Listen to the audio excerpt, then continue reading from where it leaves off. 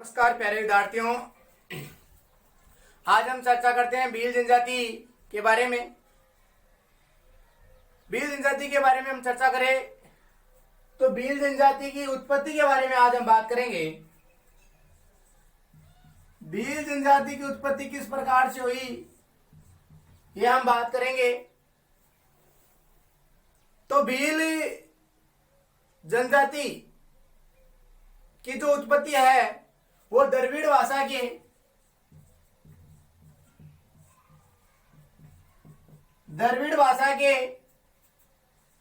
बिल्लू शब्द से मानी जाती है। भील जनजाति की उत्पत्ति द्रविड़ भाषा के बिल्लू शब्द से मानी जाती है, जिसका अर्थ होता है वेदना, वध करना, मारना। जिसका अर्थ होता है वेदना, वध करना या मारना। भील जनजाति के लोग अपने पास हमेशा तीर कमान रखते हैं।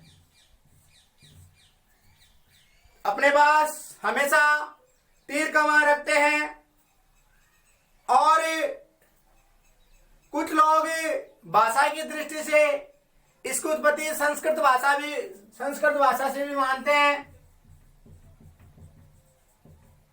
संस्कृत भाषा से भी भील जनजाति की उत्पत्ति मानी जाती है। आगे हम बात करें भील जनजाति की उत्पत्ति की, तो ऐसा माना जाता है कि महादेव, शिव शंकर महादेव का पुत्र था निषाद। शिव शंकर महादेव का पुत्र था निषाद।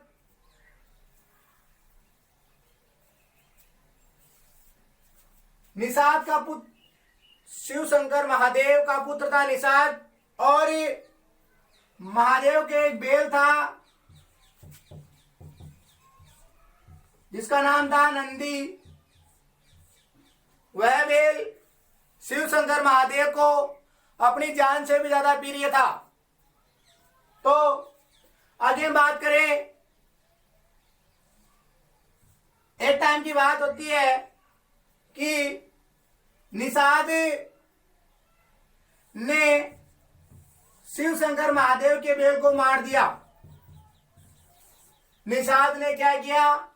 शिव शंकर महादेव के बेल को मार दिया। तब शिव शंकर महादेव के बेल को निषाद ने मार दिया तो महादेव को गुस्सा आता है और वो अपने पुत्र को दंड स्वरूप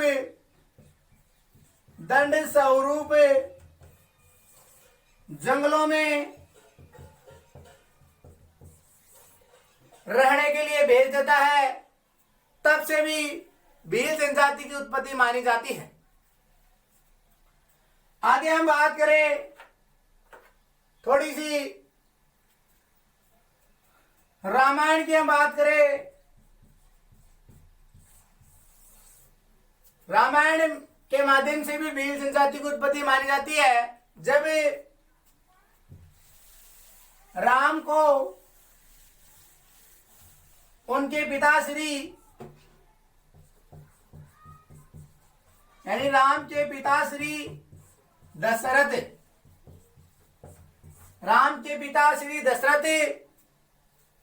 दशरथ के 3 रानियां थी, कौशल्या, कैकेयी और सुमित्रा। तो कैकेयी को 2 वरदान दिए थे दशरथ ने। तो एक टाइम पर कैकेयी ने क्या किया? दशरथ से वो अपने 2 वरदान मांग लिए। वो वरदान ये थे कि राम को 14 वर्ष का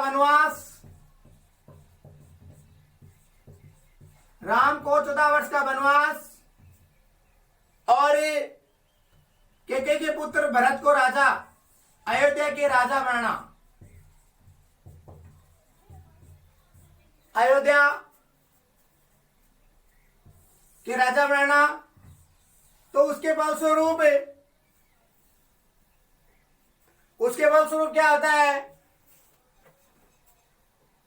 कि भगवान श्री राम को 14 वर्ष के लिए वनवास में भेज दिया जाता है उस वचन निभाने के लिए। तब जब भगवान श्री राम और सीता लक्ष्मण तीनों वनवास के लिए जाते हैं तो रास्ते में राम को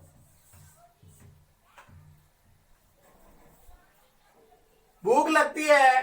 तब भील जनजाति की जो औरत है जिसका नाम होता है सबरी, भील जनजाति की औरत सबरी, वो राम को झूठे बेर खिलाती है, यानी जो बेर खट्टे होते हैं ना वो तो चक चक के उसको मीठे बेर खिलाती है। तब से भी भील जनजाति की उत्पत्ति मानी जाती है।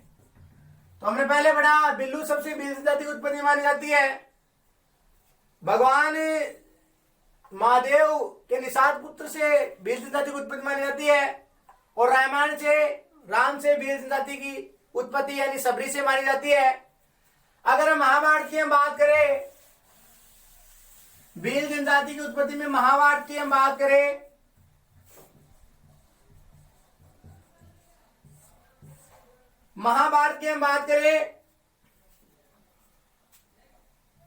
महाभारत में भी भील जनजाति की उत्पत्ति कैसे हुई? भील जनजाति का एक लड़का था जिसे हम जानते हैं, उसका नाम था एकलव्य। ये बहुत ही शक्तिशाली था।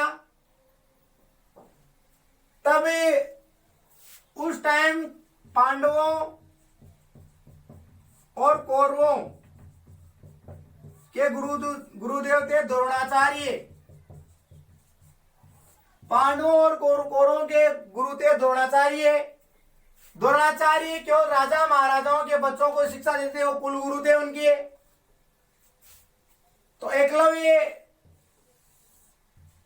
एकलव्य भी द्रोणाचार्य शिक्षा प्राप्त करना चाहता, लेकिन एकलव्य नीची जात का होने के फलस्वरूप उसको द्रोणाचार्य ने शिक्षा देने से मना कर दिया। तब क्या होता है, द्रोणाचार्य जंगल में जाकर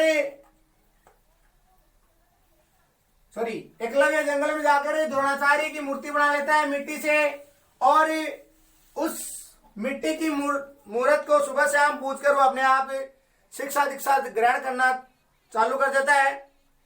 एक दिन क्या होता है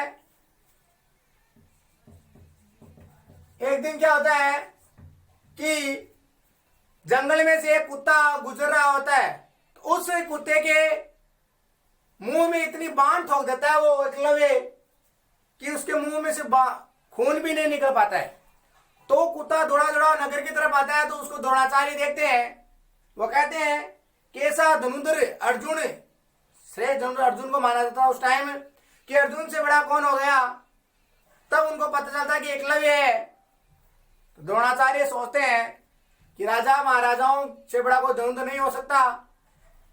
एकलव्य का पता चलता है तो जाते हैं उनके पास कि मैं तेरा गुरु हूं और मुझे गुरु दक्षिणा में कुछ चाहिए। तो एकलव्य ने सोचा अपने मन में कि द्रोणाचार्य ने मेरे को अपना शिष्य माना है, तो खुशी खुशी में एक द्रोणाचार्य की चाल होती है। द्रोणाचार्य की चाल होती है कि ये धनुधर नहीं बने तो उसका बाएं हाथ का अंगूठा मांग लिया जाता है। तो कटार निकाल कर एकलव्य बाएं हाथ का अंगूठा दे देता है। तब से वो धनुष बाण नहीं चला पाता, यानी बाएं से तीर नहीं पकड़ पाता। तब वहां भी उसकी धनुर्विद्या वहीं दबकर रह जाती है। तो द्रोणाचार्य ने बहुत बढ़िया चाल चली ताकि वो उसकी विद्या वहां की वहां नष्ट हो गई एकलव्य की। तब से भी भील जनजाति की उत्पत्ति मानी जाती है। आगे हम थोड़ी सी बात कर लेते हैं भील जनजाति की उत्पत्ति के बारे में। भील जनजाति की उत्पत्ति में थोड़ी सी हम बात करें और तो मेवाड़ मेवाड़ के राजा थे महाराणा प्रताप। मेवाड़ के राजा थे महाराणा प्रताप। महाराणा प्रताप मेवाड़ के राजा थे। एक बार क्या होता है कि महाराणा प्रताप और अकबर के बीच युद्ध होता है, तो महाराणा प्रताप की सहायता करते हैं भील जनजाति के लोग। भीलों के जो लोग होते हैं वो महाराणा प्रताप की युद्ध में अकबर के विरुद्ध क्या करते हैं, सहायता करते हैं। तब से मेवाड़ का जो राज्य चिन्ह है उसमें भील जनजाति के लोगों को अंकित किया गया है कर्नल टोड के अनुसार, जिसने राजस्थान को राजस्थान शब्द दिया। कर्नल टोड के अनुसार उस मेवाड़ के राज्य चिन्ह में भील जनजाति के लोगों को अंकित किया गया है। तब से भी भील जनजाति की उत्पत्ति मानी जाती है। तो यह है भील जनजाति की उत्पत्ति, हमने बात की। आगे हम बात करेंगे भील जनजाति के आगे के बारे में। तो आगे के वीडियो में बात करेंगे, आगे क्लास में बात करेंगे कि भील जनजाति के निवास क्षेत्र क्या है। भील जनजाति भीलवाड़ा जनजाति को संकेत करता है। निवास क्षेत्र की हम बात करें, राजस्थान, गुजरात, महाराष्ट्र इनमें रहता है। तो आगे हम बात करेंगे आगे वाले क्लास में। इस चैनल ज्योग्राफी विजेंद्र चैनल को ज्यादा से ज्यादा सब्सक्राइब करें, लाइक करें, कमेंट करें, ताकि जून माह में एग्जाम प्रस्तावित की गई राजस्थान बोर्ड के द्वारा 12वीं की भूगोल की जो एग्जाम बची हुई है, तो ज्यादा से ज्यादा इस चैनल को देखें, इनके वीडियो देखें। जय हिंद, जय भारत, धन्यवाद।